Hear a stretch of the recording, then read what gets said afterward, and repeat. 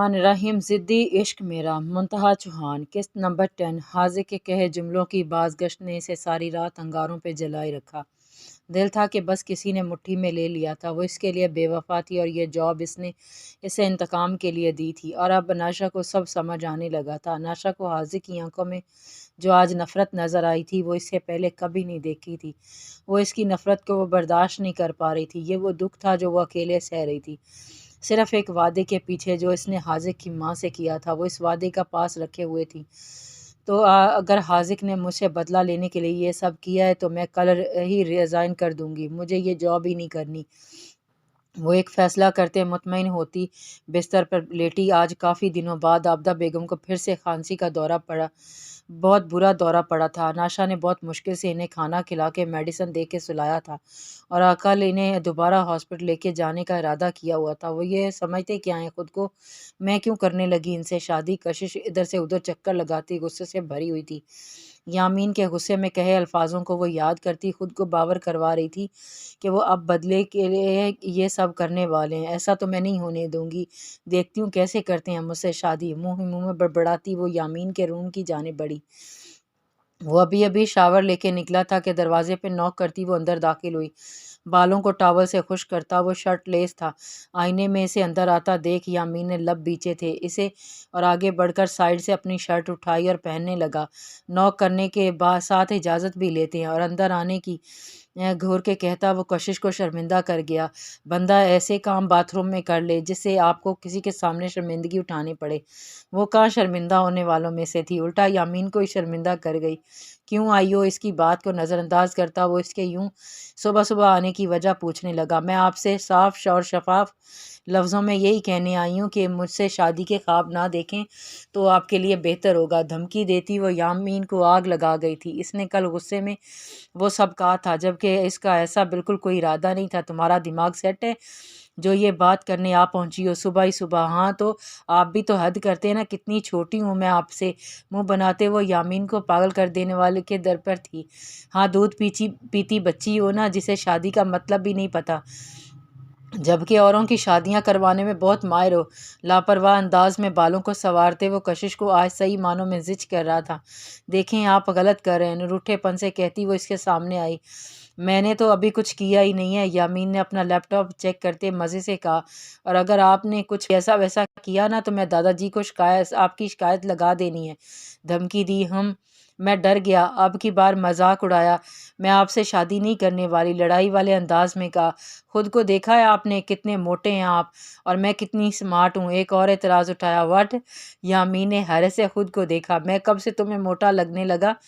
ये देखें ज़रा अपने बाजू और मेरे मेरे देखें। कशिश ने बुरी भवें उचक्की थी। यामीन ने अपने मसल्स देखे जिन्हें लड़कियां देखती आहें भरती थी। और एक ये मैडम इसे मोटा कह रही थी ना।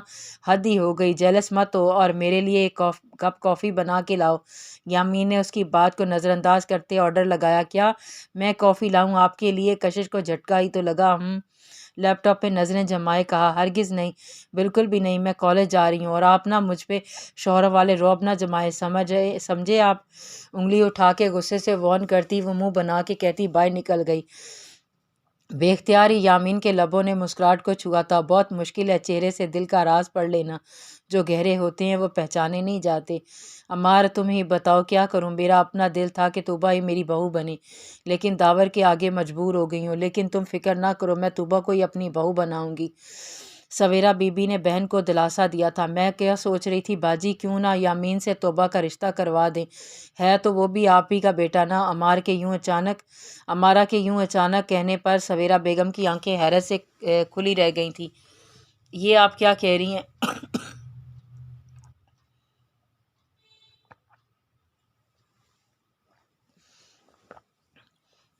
देखे बाजी, दावर अगर किरण से शादी करना चाहता है तो करने दें। ज़ोर ज़बरदस्ती की मैं कायल नहीं। आप यामीन के लिए बात करें। वैसे भी उसकी ज़िंदगी में कोई नहीं। मेरी तौबा किसी पे सौतन बन के जाए, मेरा दिल नहीं मानता। मुंह बना के बोला। ना तो लीजे को भूल गई हो? दांत पीसते हुए कहा। भाजी, इसने पूरे ख़ानदान में हम सब की नाक कटवा दी है। भाई को तो किसी को मुंह दिखाने के काबिल नहीं छोड़ा। और 3 साल पहले की बात है, न जाने कहाँ दफ़ा हो गई है। ऐसी ہاں، اولاد سے تو بندہ بے اولاد ہی اچھا ہے۔ نہیں، کل کو وہ اگر واپس آ جاتی ہے تو کیا سوتن نہیں ہوگی تمہاری بیٹی اس کی؟ سویرا بی بی اپنی مطلب کی بات کی تھی، کیا یامین اسے اپنائے گا؟ امارا نے بھی آگے سے سوال داغا، جس کا جواب خود سویرا بی بی کے پاس بھی نہ تھا۔ یہاں تو ایک رات باہر رہنے والی لڑکی کو کوئی نہیں اپناتا، تو وہ تو 3 سال سے غائب ہے، اور جو اب تک نہیں آئی وہ آگے کیا آئے گی؟ وہ ویسے بھی یامین کتنے ہوٹلز کا مالک ہے، اتنا پیسے والا ہے، اور کیا چاہیے؟ میرا تمہاری بہو بن جائے گی، اور یامین بھی طوبہ جیسی لڑکی کے پا کے خوش رہے گا۔ ہمارا اپنی کہے جا رہی تھی، جبکہ سویرا بی بی کے دماغ میں جھکڑ چل رہے تھے، اتنے ہوٹلز کا مالک، اور یہ سچ تھا کہ وہ واقعی اس وقت پیسوں میں کھیل رہا تھا۔ ایک وقت تھا جب علیزے اسے صرف اس لیے چھوڑ گئی تھی کہ یامین کے پاس اپنا کچھ نہیں، اور آج وہ کروڑوں کا مالک ہے، جبکہ ان کا اپنا بیٹا ایک وکیل۔ بس ان کے دل میں لالچ پھر سے جاگا تھا۔ یہ کیا ہے؟ اناشا نے حاذق کے سامنے اپنا ریزگنیشن لیٹر رکھا تھا۔ میں یہ جاب چھوڑ رہی ہوں، بنا حاذق کی طرف دیکھے سنجیدگی سے کہا۔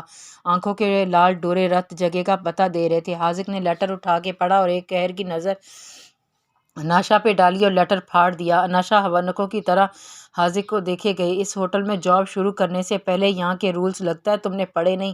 پیپر ویٹ کو گھماتے وہ پراسرار انداز میں بولا کہ کیا مطلب؟ اناشا کو کچھ ٹھیک نہ لگا تھا۔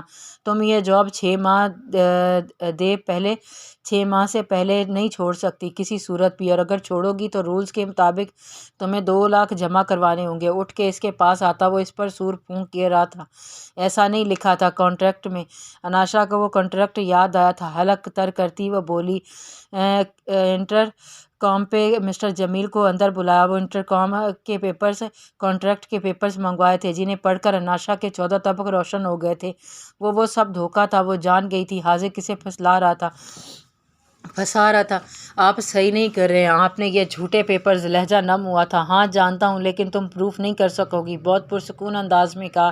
بدلے کے لیے آپ اتنا گر جائیں گے سوچا نہ تھا۔ گرے ہوئے لوگوں کے ساتھ تھوڑا سا گرنا پڑ جائے تو کوئی مضائقہ نہیں، اسی کے انداز میں جواب دیا۔ اناشا نے سخت نظروں سے حاذق کو دیکھا۔ ٹھیک ہے، 6 ماہ کی بات ہی ہے نا، میں کروں گی، آپ کر لیں جو کرنا ہے، اپنی انا کی تسکین کے لیے۔ آپ کو جو مجھے تکلیف پہنچانی ہے پہنچا لیں، آپ کے اندر کے مرد کو سکون آ جائے گا۔ سکون کی بات تو تم کرو ہی مت۔ اناشا فردوس غصے سے اس کے پاس آتے اس کے بازو کو جھکڑے، دانت پیستے ہوئے بولا، میرا سکون برباد کر کے تم جس طرح تم سکون سے رہ رہی ہو، آئی سویر برباد نہ کر دیا تمہیں تو کہنا۔ اس کے لفظوں میں کتنا زہر بھرا تھا۔ اناشا تو بس دیکھتی رہ گئی۔ آج وہ ایک بار پھر حاذق سے مل رہی تھی۔ وہ صرف نفرت کرنا جانتا تھا۔ انٹرکام بجا تو نظروں کے حصار میں اسے لیے انٹرکام کی طرف بڑھا۔ سر، مس فروا آئی ہیں آپ سے ملنے۔ اوکے، بھیج دو، کہتے ساتھ ہی اناشا کی جانب مڑا۔ آؤٹ فرام مائی روم، سختی سے کہتا وہ اناشا کی انسلٹ کر گیا تھا۔ اتنے میں فروا اندر داخل ہوئی۔ ہائے حاذق، ہاؤ آر یو؟ بہت ماڈرن ڈریس اور انداز میں کہتی وہ حاذق کی جانب بڑھی تھی۔ حاذق سے گلے ملی۔ حاذق بھی اس سے مسکرا کے ملا۔ How are you dear? Wait a second.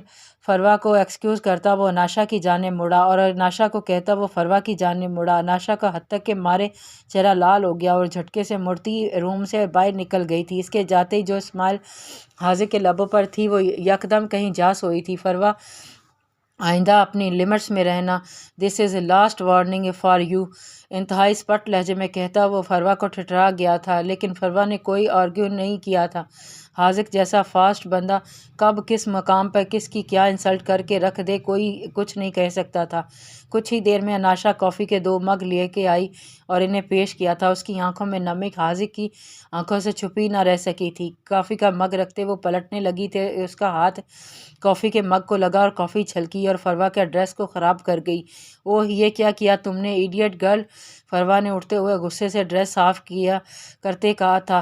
I am so sorry, غلطی سے ہاتھ لگ گیا۔ اناشا گھبرائی تھی۔ ایڈیٹ، یو یوزلیس گرل، میری ساری ڈریس خراب کر دی۔ آئی ایم سوری میم، اناشا نے روندے لہجے میں کہا تھا۔ وہ معافی مانگی۔ What sorry? جانتی بھی ہو کتنے کی ڈریس ہے یہ؟ کبھی دیکھی بھی ہو تو پتہ ہو نا۔ فروا نے اناشا کی اچھی خاصی انسلٹ کر دی۔ اناشا نے ایک شکوہ کنا نظریں خاموش بیٹھے حاذق پر ڈالی تھی، جو ایک ٹک سے دیکھے جا رہا تھا۔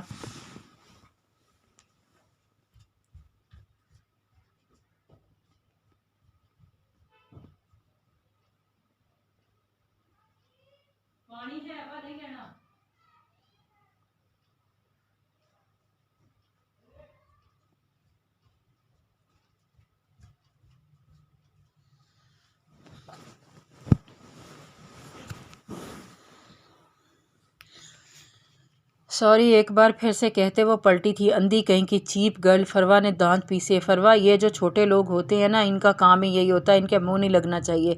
حاذق کے الفاظ اناشا کو کسی تیر کی طرح لگے تھے، اس کے جاتے قدم تھمے، وہ ایک گہرا سانس خارج کرتی وہ واپس پلٹی۔ یو آر رائٹ، گھٹیا لوگوں کی نشانی یہی ہے، for this use less girl. Farwa نے بھی ٹیڑھے موڑے منہ بناتے ہوئے کہا تھا۔ ایک منٹ، اناشا کی غصے سے بھری آواز سنائی دی اور آگے بڑھتی وہ فروا کے پاس آئی اور ایک قہر آلود نظر حاذق پر ڈالی جو بنا کسی تاثرات کے ابھی بھی چیئر سے ٹیک لگائے اسے ہی دیکھ رہا تھا۔ پاس کا مگ اٹھایا اور جو کافی بچی تھی مگ میں وہ بھی فروا کے منہ پر زور سے اچھالی تھی۔ وہ تو کافی کچھ حد تک ٹھنڈی ہو گئی تھی ورنہ اس کا منہ ہی سوج جانا تھا۔ حاذق کو اس دن والا سین یاد آ گیا جب اناشا سے 8 ماہ بعد ویٹریس کے روپ میں ملا تھا، ملاقات ہوئی تھی۔ What the hell is this you, خبردار جو گالی نکالی، منہ توڑ دوں گی تمہارا۔ ہاں ہم غریب ہیں لیکن عزت والے ہیں، آپ امیر ہیں لیکن عزت راست نہیں آپ کو، جو زبان کے جوہر دکھا رہی ہیں۔ اناشا نے اچھا خاصا ذلیل کر کے رکھ دیا جبکہ حاذق کے اطمینان میں ذرا برابر فرق نہ آیا۔ حاذق دیکھا کیسے اس لڑکی نے میرے ساتھ بدتمیزی کی، اسے ابھی کے ابھی جاب سے نکالو۔ فروا نے حاذق سے بہت مان سے کہا، یہ مجھے نہیں نکال سکتے، اب کی بار بہت اطمینان سے جواب دیا۔ حاذق فائر دس گرل، فروا نے اونچی آواز میں کہا جبکہ اناشا کے چہرے پر کراہتگی دیکھ کر حاذق کے ماتھے پر تیوریاں چڑھیں۔ آپ کچھ بولیں گے نہیں سر؟ بہت دانت پیستے حاذق کو دیکھتے آئیبرو چڑھائی تھی۔ حاذق کچھ کہتا وہ جھٹکے سے مڑتی باہر نکل گئی۔ اف، کتنی بدتمیزی کر کے گئی ہے یہ، اور تم نے اسے کچھ بھی نہیں کہا ایون دی ورلڈ۔ فروا نے دکھ سے کہا تھا، تم اپنی زبان کو قابو میں رکھو، کچھ زیادہ ہی چلنے لگی ہے، آئندہ ایسی زبان استعمال کی نا تو اچھا نہیں ہوگا تمہارے لیے۔ Now just go. حاذق نے اپنا غصہ ضبط کرتے فروا کو ہی لتاڑ کے رکھ دیا تھا، وہ منہ بناتی ہوئی باہر نکل گئی تھی۔ Anasha Firdaus, welcome back to the war. ایک مسکراہٹ نے اس کے لبوں کا احاطہ کیا تھا، کوئی نہیں جانتا تھا اس کے دل و دماغ میں کیا چل رہا تھا۔ گھر لوٹا تو پتہ چلا کہ دادا جی گھر ہی نہیں ہیں، اسلام آباد نکل گئے۔ وہ یوں بھی اچانک کال ملائی، دوسری کال پہ فون ریسیو کر لیا۔ کیا ہے؟ ہاں بیٹا جی، جی بیٹا جی۔ دادا جی کی کھنکتی ہوئی آواز سنائی دی۔ یامین کے لبوں نے مسکراہٹ کو چھوا۔ کدھر نکل گئے آپ یوں اچانک؟ ارے پتر، میرا مرحوم دوست کے پوتے کی شادی تھی تو یہیں اسلام آباد آئے ہیں، مطلب کوئی اور بھی ساتھ ہے کیا آپ کے؟ بیگ ایک طرف رکھتے یوں ہی پوچھ بیٹھا تھا۔ جی، ہماری رونق بھی ساتھ ہے، ہمارے کشش بھی ساتھ آئی ہے، بہت خوش ہوتے کہا۔ وہ کیوں گئی ساتھ، اس کا کیا کام ہے؟ یامین کو برا لگا۔ ارے پتر، ضد کر رہی تھی کہ یہاں کا اپنا ہوٹل دیکھنا ہے، ان کے بیٹے کی شادی یہیں ہے، اپنے التاج ہوٹل میں ہی ہے تو لے آ ساتھ۔ اچھا، تم فکر نہ کرو، ہم کل ہی نکل آئیں گے۔ صحیح ہے، اپنا خیال رکھنا، اللہ حافظ۔ فون بند ہو چکا تھا اور یامین موبائل کو گھور رہا تھا۔ کوئی حال نہیں دادا پوتی کا، نفی میں سر ہلاتا وہ بات لینے چلا گیا۔ نہیں جانتا تھا کہ آنے والے وقت میں اس کے لیے اللہ نے کتنی بڑی آزمائش کھڑی کرنے والا تھا۔ جاری ہے۔